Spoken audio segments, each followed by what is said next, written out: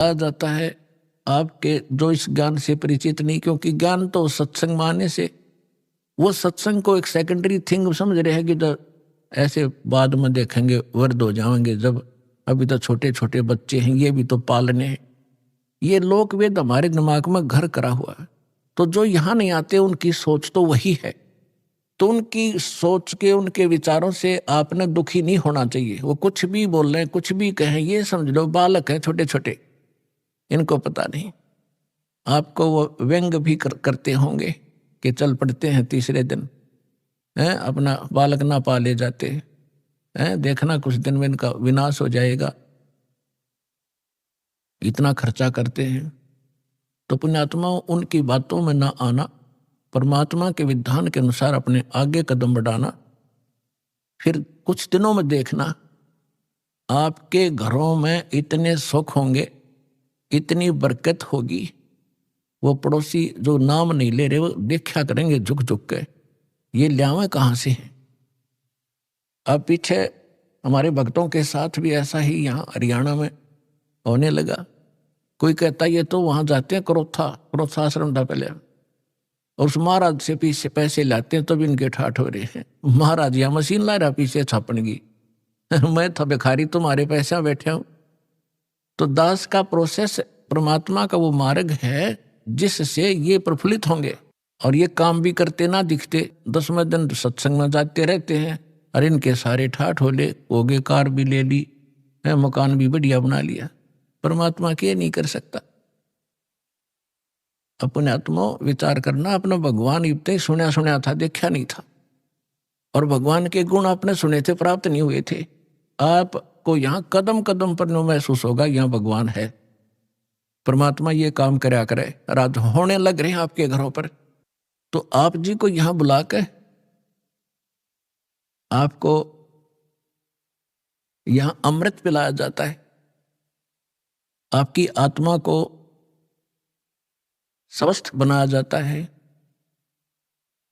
जैसे छोटा सा बालक होता है, लड़का या लड़की, गली में बच्चों के साथ खेल रहा होता है, और वो तो इतना मस्त हो जाता है बच्चों में, उसने खाने पीने की भी परवाह नहीं होती। फिर माँ जाती है कि काफी देर होगी मेरे बच्चे ने आया नहीं, ना खाना खा गया, ना दूध पी के गया।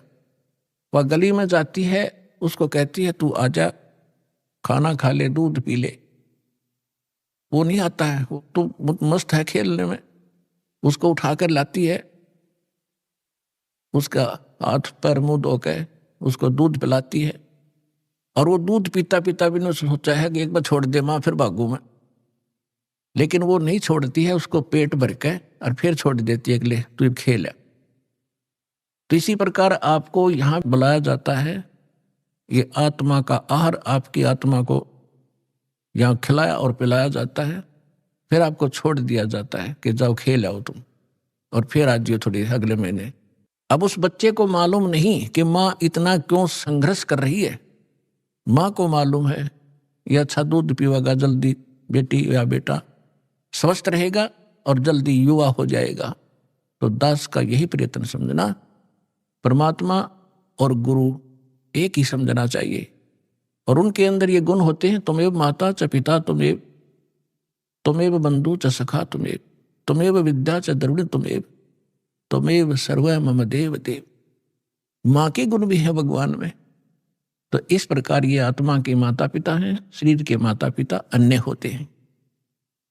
तो पुण्यात्माओं, सौभाग्य आपका, आप जिस को ये स्थान प्राप्त हुआ और आपको वो भगवान का यथार्थ मंत्र प्राप्त हुआ जिससे मोक्ष संभव है। सत्संग में बताया जाता है, कबीर थोड़ा जीवना ये मंडे बहुत मुंडाने, सब ही उबा पंथ सिर राव रंग सुल्तान। परमात्मा कहते हैं थोड़ा सा तो जीवन है, और इसका ये भी ना मालूम यो है कितने दिन का। हम अप्रोक्सीमेटली जीते हैं ये सोच करके 80-90 वर्ष तक जीवन रहता ही रहता है, और ये कभी ध्यान में नहीं आती कि कोई 5 वर्ष का मर गया, कोई 10 वर्ष की मर गई बहन बेटी भाई, कोई 25 वर्ष के मर गए, कोई 50 वर्ष में मर जाते। तो ये फिक्स क्यों मान लिया आपने? 80-90 वर्ष तो ये तू बस एक दूसरे ने देख के अटकलबाजी से हम रह रहे हैं। इसके विषय में परमात्मा कहते हैं, अपने ऊपर उदाहरण देते हैं, साथी हमारे चले गए हम भी चलन हारे, कोई कागज में बाकी रह रही तात लगी है वार। हम देखते हैं अपने साथ में रिश्तेदारों में वो जा रहे हैं और अपना भी नंबर आने वाला है, लेकिन हमारी कोई कागज में बाकी रह रही है। जिस दिन वो बाकी पूरी हो जाएगी फिर देखना आपकी भी टिकट कटेगी। कबीर थोड़ा जीवना और मंडे बहुत मंडान, बिना ज्ञान के व्यक्ति के आखिरी सांस तक ये काल ये बेदन लाए रखे, ये बनवा दूं वो करवा दूं, और बुढ़ापे में ज्यादा छिड़ा करे या बीमारी, ना बालक माने ना उसकी बुद्धि ढंग से काम करे। बच्चों के बीच में बेमतलब वृद्ध आदमी टांग अड़ाए रखा करे, नो कर लो नाश करोगे तुम, फलाना ऐसे कर दिया। अब उस समय में जब बच्चे सियाने हो जाते हैं वो अपनी सूझबूझ से बहुत अच्छा ही करते हैं, और होना उनका वही है जो उनकी किस्मत में लिखा है। तो उससे परमात्मा कहते हैं कि रहना थोड़े से दिन है और ना जाने कहां तक कि तू एस्टिमेट लगाए बैठे है, ये कर दूंगा वो कर दूंगा, एक कोठी बना दूंगा, 2 प्लाट ले लेता हूं। परमात्मा कहते हैं ये बिना ज्ञान के डले ढोरे हो तुम, 1 मिनट का भरोसा नहीं, और मुकदमे कर रहा जमीन पे।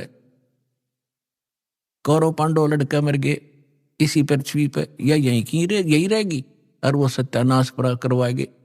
इन्हीं एकड़ जमीनों पर, इन किलों पर जो आज आप कब्जा करे बैठे हो, अरबों खरबों पुरानी मर गए, इनको अपना मान के काया तेरी है नहीं ये माया कहां से हो, चरण कमल में ध्यान रखो भाई इन दोनों को खो। ना काया तेरी, माया कहां से होगी जिसको ठीक है चिपका बैठा। उसके लिए परमात्मा कहते हैं भगवान के चरणों का चिपका रहे, भक्ति करता रहे, और जब तक यहां रहे इसको समझ ले एक रेस्टोरेंट है, और जैसा भी रेस्टोरेंट तुझे तेरे भाग में मिला है उसमें सब्र कर, संतोष कर, अपना टाइम पास कर। जो उद्देश्य लेकर तू उस रेस्टोरेंट यानी धर्मशाला में कोई कमरा बुक करा कर रह रहा है, उसका उद्देश्य क्या था, वो उद्देश्य यहां बताया जाता है। ये तन सराय धर्मशाला, ये तन सराय में जीव मुसाफिर करता रहे दिमाग रे, रात बसेरा कर ले डेरा चले सुबेरा त्याग रे।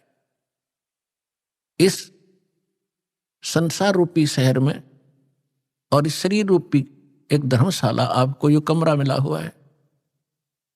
ये किस लिए लिया आपने? आप यहां कोई व्यवसाय करने आए थे।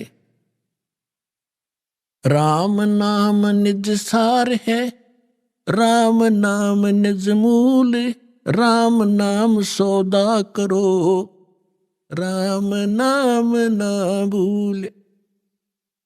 हम ये सौदा करने आए थे राम नाम का, और वो हम भूल गए इस सराय में और बकवाद करने लग गए। कोठी बना लूं, बंगला बना लूं, घुट्टी ला लूं, डीजे बजा लूं।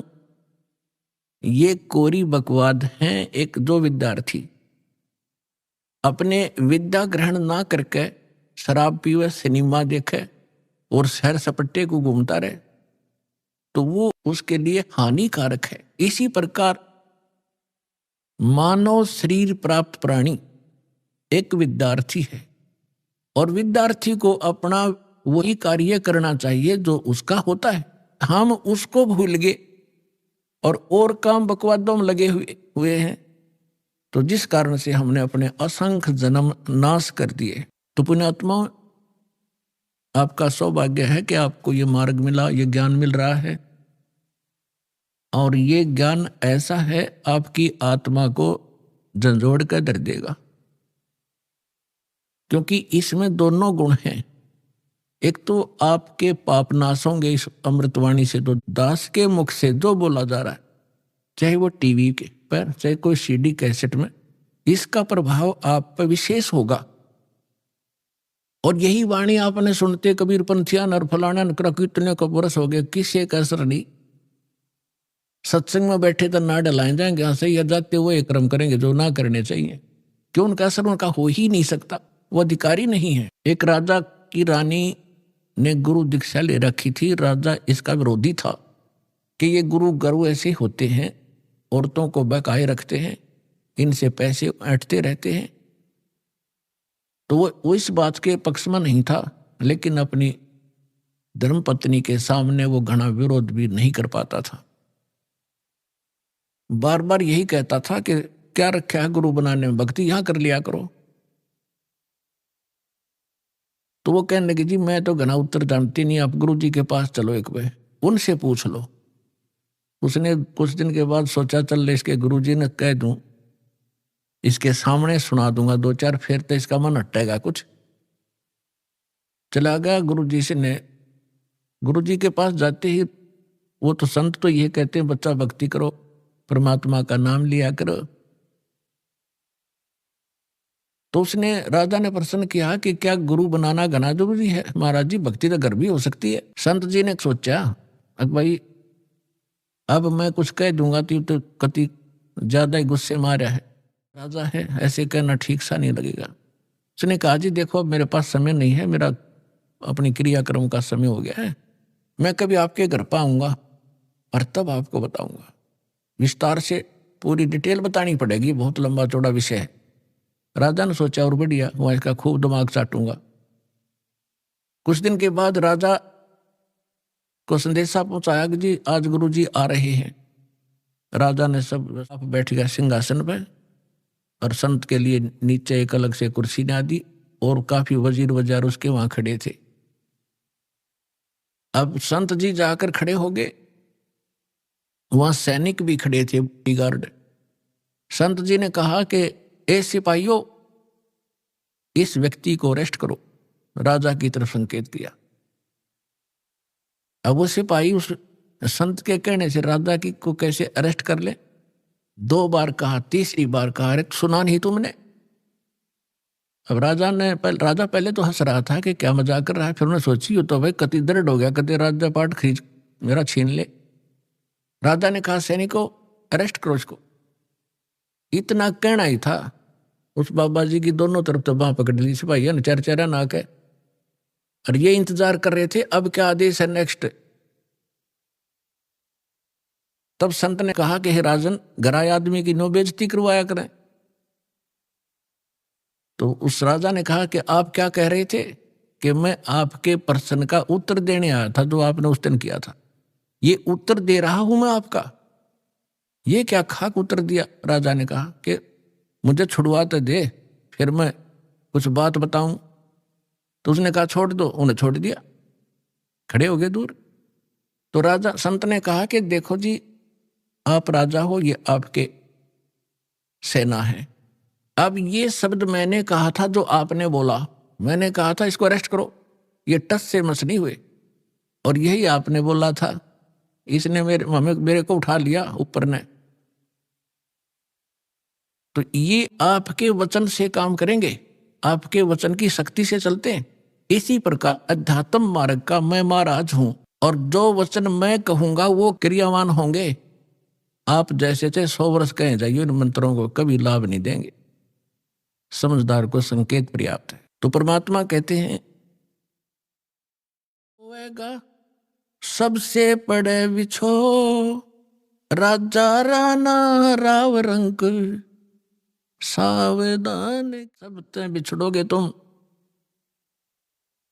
और कोई तुम्हारे साथ नहीं जागा। कबीर साहब कहते हैं, हिड़की दे दे रोएगी सुरता जब तू चलेगी अकेली। आज तो इस परिवार में आपका खूब दिल लग रहा है, या कोठी मेरी, बेटा मेरा, बेटी मेरी, या कंपनी मेरी। जब 1 मिनट में तेरा जाने के वो कागज पूरे होंगे, तब नो कह पछाड़ खा रोएगी सुरता। तो जब तू जागी अकेली, तेरा कोई आगे पाछे होगा नहीं। गुरु तूने बनाया नहीं ताकि तेरे सामने आके खड़ा हो जाता का बेटा, और उनको भगा दे यम के दूतों को। एक दिन ऐसा होएगा सबसे पड़े बिछो, राजा राणा राव रंक, सावधान क्यों न हो। उजड़ खेड़े ठीकरी ये गड़गड़ गए कुम्हार। वो रावण सरीखे चले गए भाई लंका के सरदार। ऊंचा दिखे धौलरा और मंडी चित्ती पोले। एक हरि के नाम बिना यू काल मार रहा रोले। ओए होए होए, एक एक शब्द मालिक का विचार करियो पुण्यात्माओं। कहते थे ना बहुत ऊंचे महल दिखाई दे हैं, 2-2 3-3 मंजिल के, और खूब उसके ऊपर चित्रकारी और चिप्स लगा रखी हैं। एक परमात्मा की भक्ति बिना यू काल त्री रोल मार रहा है, तने मूर्ख बना रहा है। 1 सेकंड में मृत्यु हो जाएगी और फिर गधा बन के घूम रहा होगा, कुमार तरह लठ मार रहा होगा। तो परमात्मा ये बताना चाहते हैं कि जितना तू जानता है इतना ही नहीं, इससे आगे भी कुछ है।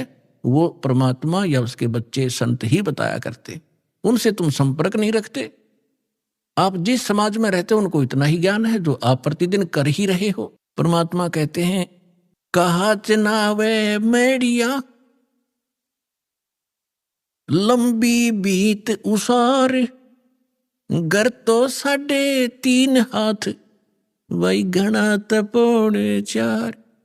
परमात्मा कहे कि खुशी मना रहा है लंबी लंबी 4 द्वारी बनाकर ऊपर नीम बरवा के कि घर तो 3.5 हाथ घना तपोड़े 4। और कह कबीर अधिकाग है उनको नहीं विचार। अपना हाथ इतना होता ही है, इसको हाथ बोलते हैं अपनी देसी लैंग्वेज में। प्रत्येक व्यक्ति का अपना शरीर 3.5 हाथ का होता है। हूंठ हाथ कहते हैं, हूंठ हाथ 3.5 हाथ। तो परमात्मा कहते हैं आपने तो 6 कमरे की कोठी बना रखी है, एक कमरे में एक पलंग पे एक कोण में वही सो सकता, कोई से में सो ले। तो कहने का भाव यह है परमात्मा का कि आप जी दूसरों को देखा देखी अपने कर्म ना बिगाड़ियो। जो तेरे भाग में भगवान ने दे रखा ठीक है, 1-2 कमरे 4 जिसे तेरे बना ले, और ना भी होता तो धक्का ना करिए, उसी में टाइम पास कर ले। सिर्फ ये सोचकर ये रेस्टोरेंट है, हमने कुछ दिन टाइम पास करना है। फिर हमारा दृष्टिकोण अपने परमात्मा पर आना चाहिए, कबीर भगवान पे। ये समर्थ थे, एक वर्ड में एक शब्द में सारे ब्रह्मांड रख सकते हैं। पृथ्वी उस पर सब घास फूस बना सकते हैं, फिर पेड़ पौधे पैदा कर सकते हैं एज इट इज, फलदारियों के दो सूर्य चांद बना रखे। तो वो परमात्मा एक झोंपड़ी में रहा करता और एक क्रिया करके दिखा करता कि अपना वर्क भी करो, काम भी करो, राम भी जपो। इतना सा घना जरूरत नहीं है बकवादों की। यदि तुमने यहां भी सुखी रहना है और उस सुख में स्थान को प्राप्त करना है, तो फिर जब उस मालिक की तरफ देखकर आगे चलो, संसार की तरफ देखकर चलोगे, आप इस मार्ग पर बढ़ नहीं पाओगे। ठीक फिर परमात्मा कहते ज्यों राखे त्यों ही रहूं। कैसे ही रखे मालिक, चाहे आपने सुख कार दे, कोठी दे, नो प्रॉब्लम, पर भगवान ना भूलना। कहने का भाव मालिक का ये है, यानी कम से कम बता रहा है 3.5 हाथ और 3.25 का भी मकान हो तो भी संतोष करना, पर भगवान ना भूलना। अगर राम भूल गए और दूसरे की नकल के लिए किसी ने कोठी बनाई मैं भी बनाऊं तो बात बिगड़ेगी। भगवान कोई बालक नहीं, सब पता उसको कि इस बच्चे को जब तक खिलौना नहीं मिलेगा यो आगे नहीं चलेगा, तो वो भी खिलौने यहाँ वो देगा आपको। ऐसी बात नहीं, बालक नहीं है। अपने बच्चे को कोई रोता नहीं देख सकता, और समर्थ धनी पिता तो कदे ना देखे। तो आप धनी पिता की संतान होगे हुई उस कबीर भगवान की, आपको किसी चीज का अभाव नहीं रहने देगा, लेकिन भक्ति करनी पड़ेगी। अब यहाँ की स्थिति बताते हैं परमात्मा कि आप किस स्थान पर रह रहे हो। साथी हमारे चले गए हम भी चालन हारे, कोई कागज में बाकी रह रही तात लगी है वारे। पतझड़ आवत देख कर बन रोवे मन माही, वो ऊंची टहनी पात थे आज पीले हो जाए। पात जड़नता यूं कहे सुन भई तरवर राय, अब के बिछुड़े नहीं मिले न जाने कहाँ गिरेंगे जाए। तरवर कहता पात से सुनो पात एक बात, यहाँ की यह रीति है, एक आवत एक जात। परमात्मा एक उदाहरण दे रहे हैं हमारे लिए। क्या बता रहे हैं कि जैसे संसार रूपी वन में और एक परिवार रूपी पेड़ लगा हुआ है, पतझड़ आती है, जब उनका पत्ते झड़ने का समय आता है, उस समय परमात्मा कह रहे हैं कि पहले हरा भरा था वो वन, अब मन में रो रहा है कि कोई पत्ता नजर नहीं आ रहा, पीले होकर गिर रहे हैं। और फिर क्या बताते हैं, पतझड़ के अंदर पुराने पत्ते टूट टूट कर पीले होकर गिर जाते हैं। कोई गंदे नाले में गिरता है, कोई पशुओं के पैरों के नीचे काटा जाता है, या कोई इकट्ठा करके फूंक दिया जाता है।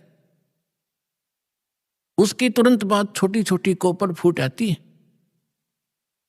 और फिर वो पत्ते बनकर फड़फड़ाने लग जाते हैं। एक साल वो फड़फड़ा लेते हैं और फिर उनकी वही दशा होती है, फिर नई कोपल आ जाती है। तो परमात्मा समझाना चाहते हैं कि आज जो हमारे जैसे बूढ़े हो गए, ये पीड़े हो गया, हम सफेद बाल साफ दिखाई दे रहे हैं, ये जान का टाइम आ लिया, और अब भी बकवाद ना छुट्टा तो फिर वो मूर्ख आदमी है। और तुरंत ही दादा की मरण का टाइम हो गया, वह पोते तैयार हो लिए, 50-60 साल वो पोते नाच कूद लेंगे, फिर उनकी वह दशा होगी। तो परमात्मा कहते तुम रह कहाँ रहे हो, कदे बुद्धि से काम लिया, और लिया तो कोई विकल्प नहीं था। आज आपके सामने विकल्प है इसका कि ये काम करके आप इसको सदा के लिए समाप्त कर सकते हो। परमात्मा समझा रहे हैं कि पतझड़ आवत देखकर बन रोवे मनमाही, ये उच्च टैनी पात थे ये पीड़े हो जाए। पात जड़नता यूं कहे, सुन भई तरवर राय, अब के बिछुड़े नहीं मिले ना जाने कहाँ गिरेंगे जाए। जैसे कोई व्यक्ति को पता लग जाता है कैंसर होगी, डॉक्टर ने बता दिया कि अब 10 दिन का मेहमान है, सभी रिश्तेदार इकट्ठे होने शुरू हो जाते हैं, कुल के लोग भी हाजिरी लगाना शुरू कर देते हैं। और वो कहता है, उसको उस समय महसूस होता है कि जिस परिवार में मैं रहा था इसमें रह नहीं पाऊंगा, जाना पड़ेगा। तो वो अपने आप कहता है, भगवान अब क्या होगा मेरा, ना जाने कहाँ जाऊंगा। तो कुल के लोग सांत्वना देते हैं, भाई चिंता ना करें, यहाँ तो सबके साथ ऐसी ही बनती है, कोई पहले मर गया कोई पीछे मर गया, ये तो सबने ही जाना है। तो यहाँ की ये एक रीति है, और ऐसी सांत्वना हम देकर उसको संतोष देते हैं, और अपनी चिंता फिर नहीं रहती। हम सोचें इसको कुछ सांत्वना दें कि वो ठीक ठाक मर गया। तो यही उदाहरण दे रहे हैं परमात्मा के, पात जड़नता यूं कहे, एक परिवार से निकल कर जाने वाला जो व्यक्ति मरने वाला कह रहा हो, सुन भई तरवर राय, अब के बिछुड़े नहीं मिलेंगे तेरे तय, ना जाने कहाँ गिरेंगे जाए, ना जाने कुत्ते बनेंगे गधे बनेंगे, पता नहीं कहाँ दुर्गति होगी। अब तरवर कहता पात से सुनो पात एक बात, यहाँ की यह एक रिवाज है, परंपरा है, रीति है। एक आवे पोता आ गया, दादा की टिकट कट गई, एक आवे एक दात, यहाँ यह चिंता तो करा मत, ये तो होगा।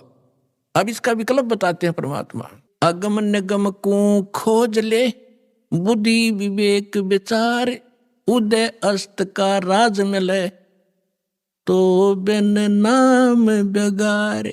पूरी पृथ्वी का राजा यदि ये सत साधना नहीं कर रहा तो बेगार कर रहा है, बेगार, वो डले ढो रहा है। जब राजा डले ढो रहा तो आप अपने हिसाब लगा लो, एक जनसाधारण नागरिक राजा को तो सक्षम मानता है, समर्थ मानता है, उसके आगे भीख मांगता फिरता है। और परमात्मा कहते हैं वो भी डले ढो रहा है जो सत भक्ति नहीं करता। अब बेगार की डेफिनेशन बताऊंगा आपने, क्योंकि आप तो नई दुनिया में जन्मे हो, हम उस पुरानी दुनिया में जन्म कर नई से भी संबंधित हैं, इसलिए हमने पिछले भी सारे फार्मूले याद हैं और वर्तमान के भी। इसलिए दास आपको परमात्मा ने जो वाणी बोली वो पहले बोली थी, उसमें हमारे पुराने शब्द घने हैं जो आज के बच्चे उनको समझ नहीं सकते बेगार के चीजों से। तो इसलिए परमात्मा ने दास को ऐसे समय में यहाँ पटका ताकि मैं परमात्मा की वाणी को दास ठीक से समझ के उसके बच्चों को निर्णायक तरीके से समझा सकूं। बिगार हम छोटे छोटे थे जब हमारे गांव में रोड बना ही बना था। 3 व्हीलर चला करते, बड़े पेट्रोल से चलते थे, लंबे लंबे 3 पहिया वाले सवारी के। उनमें से एक दिन आया नहीं। दूसरे साथी पूछ रहे थे कल कहाँ गया था, आया क्यों नहीं, क्या हो गया, कुशल तो है? उसने बताया कल मैं बिगाड़ में फंस गया। फिर वो बिगाड़ बता रहा था कैसे कि रात के 12 बजे पुलिस वाले आ गए और मुझे उठा ले गए 2 बजे सी सुबह कल, और ले गए मुझे थाने में। पेट्रोल अपने पल्ले से डलवाया मैंने, और वो बैठ के, उस समय उन्होंने कई जगह रेड लगानी थी, पर इन थाने वालों के पास व्हीकल नहीं होते थे। वो यूं ही किसी को पकड़ ले जाते थे और सारा दिन उसकी रेल बनाए रहते। वो कह रहा था कि सारा दिन लगभग 200 किलोमीटर तो मैं वैसे मेरा यू 3 व्हीलर घूमया, 200 रुपये का पेट्रोल अपने घर से डाला, आप रोटी अपने पल्ले खाई, उनको और खिलाई जो पुलिस वाले साथ में थे, चाय पानी पीवे थे कितने। और अब उसको और तो ये सोच रहे थे कि भाई गणिया कमाई कर रहा होगा, यो तो हाथ भाग्या फिर है, दौड़ा फिर है इसका थोड़ी 3 व्हीलर। और वो करका था अपना घर तक खर्चा सारा, अन्यों दिखा था बड़ा जोर का पहिया चल रहा इसका। तो इसको बिगाड़ कहते हैं कि आज मैं बिगाड़ में फंस गया था। तो यहाँ जो भी राजा बना है, कोई डॉक्टर बना है, इंजीनियर बना है, कोई IAS IPS अधिकारी बने हैं, या कोई जज बने हैं, या कोई एडवोकेट बने हैं, या कोई सेठ बना है, या कोई मंत्री, मुख्यमंत्री, प्रधानमंत्री, राष्ट्रपति बने हैं, ये पिछले जन्म के पुण्यकर्मी प्राणी होते हैं। और इनकी पहले की बैटरी चार्ज होती है, पिछला पुण्य संग्रह धन इनके साथ होता है, वही लोग ऊपर को उभरते हैं। नहीं, एक परिवार में एक तो रिक्शा चला रहा है और एक व्यक्ति अच्छी दुकान कर रहा है, उसके रोज के 200-500 रुपये ग्रहण कर रहा है, 1000 रुपये। तो ये ऐसा डिफरेंस पिछले ही संस्कारों से होता है। आज कोई मुख्यमंत्री है, अब आम व्यक्ति ने तो ऐसा दिखा ही तो भाई खुदा बन गया, आगे पीछे लाल बत्ती चले हैं और सलूट मारे बड़े बड़े अधिकारी, और हमारे जैसे भिखारी उसका आगे हाथ जोड़े खड़े रहे। तो उसको भी परमात्मा ने कहा ये तो छोटे से टुकड़े का राजा यदि पूरी पृथ्वी का शासक हो, और जिसके पास भक्ति नहीं है वो बेगार कर रहा है, वो डले ढो रहा है, वो अपने पिछले पुनों से उस 3 व्हीलर वाले की तरह घूमता तो घना स्पीड तो दिखे, ठाठ बाट दिखे, लेकिन वो अपने घर से पूंजी नष्ट कर रहा है। अपने पिछले पुनों को खोकर नाश करके अगले जन्म में कुत्ते की योनि में, गधे की योनि में जागा। इसलिए परमात्मा कहते हैं अगम निगम को खोज ले, बुद्धि विवेक विचार, उदय अस्त का राज मिले, तो बिन नाम बेगार। पृथ्वी पति चकवे गए, जिनके चक्र चलंत, रावण सरीखे कौन गिने, ऐसे गए अनंत। बिन उपदेश अचंभ है, ये क्यों जीवत हैं प्राण, भक्ति बिना कहाँ ठोर है, ये नर नाही पाषाण। हे भगवान, इस आत्मा के ऊपर कितना जामा बैठ गया, कैसा हमारे अंदर इतना कठोरपन आ गया, इतनी जबरदस्त चोट मारी दाता ने। इसको जगाने के लिए तू कहाँ बैठा है, तू कर क्या रहा, तेने करना क्या चाहिए था। और जिस सुख को तू यहां खोज रहा है वो भी ना मिलता तेरे को, क्योंकि वो आपको केवल संस्कार ही प्राप्त होगा। चाहे कितने कुबद कमा ले, कितनी चोरी कर ले, और कितना रिश्वत ले ले, कितनी मिलावट कर ले, कितने डाके मार ले, आपके भाग में उतना ही रहेगा, ज्यादा नहीं रह सकता। कल आपने चोरी करके 2 लाख कमा लिया, अगर कोई ऐसी समस्या पैदा हो जाएगी 4 लाख में पंडा छूटेगा, और पैसा रहा नहीं, वो कर्म बिगाड़े थे वो जो के तू 63 पर धरे रह जाएंगे, वो तेने भोगने पड़ेंगे। तो परमात्मा कहते हैं कि बिन उपदेश, देखो उपदेश माने गुरु के शिक्षा और दीक्षा, दोनों उपदेश में आ जाते हैं। जो बिन उपदेश आश्चर्य है, अचंभ है, ये क्यों जीवत है जीव प्राण, और भक्ति बिना कहाँ ठोर है, ये नर नहीं, मनुष्य नहीं है, ये तो पत्थर है। इतना विवेक नहीं रखते ये लोग। नर नाही ये पाषाण, जिनका इतना ज्ञान और ऐसी भगवान की वाणी का असर नहीं हो रहा, कहते मानुष नहीं है फिर ये तो पत्थर जैसे हृदय के इंसान हो गए। पाप कर्मों का ज्यादा प्रभाव है। और फिर जैसे आपको अभी आपने सुना कि मिलना भाग्य ही है, भाग से अधिक हो नहीं सकता। और जो आपने 2 नंबर के काम करे वो कर्म और बिगाड़ लिए, वो पाप आपके साथ रहेंगे, धन नहीं रहेगा। फिर इसका विकल्प बताया परमात्मा ने। ठीक है, अनजानपने में जो गलती होगी सो होगी, आगे से सतर्क हो जाओ, यहां से दीक्षा लो, आपके पिछले पाप भी नाश होंगे। आगे आपके भाग्य में ना होगा, ये समर्थ है, आपके नए लेख लिख देगा ये कबीर भगवान। वो समर्थ शक्ति है, समझ लेना इस बात को।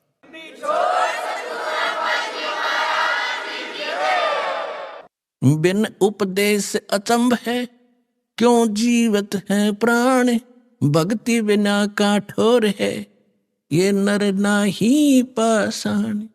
आगे गए ना बावड़े, रहते भी सब जा, बिन साहेब की बंदगी, कहीं ठोर ठिकाना ना।